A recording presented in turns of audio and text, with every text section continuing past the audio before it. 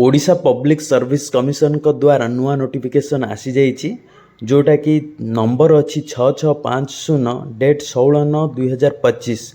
यहाँ अच्छी मुख्यतः recruitment to the post of assistant section officer in the office of the advocate general Odisha.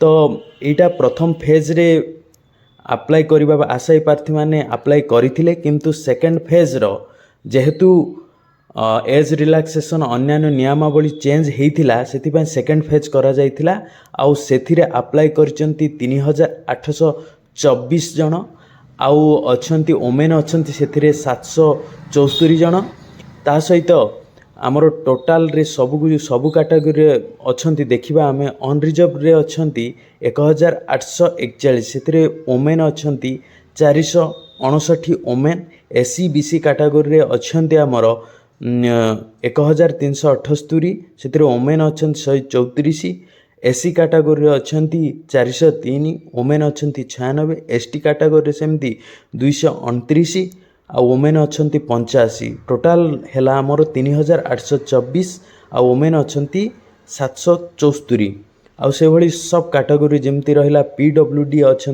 25 एक्सएसएम अच्छा 77। तो आग फेज प्रथम फेज एवं सेकेंड फेज मिसिकी सर्वमोट अप्लाई करा जाइछि 55,148 से ओमेन अच्छा 23,713 जन अप्लाई करछंती। तो यही भाव में अप्लाई करा जाइछि। आगामी दिन में आपण मानक आउरी एग्जाम निमंते भी नोटिफिकेशन आसीबो।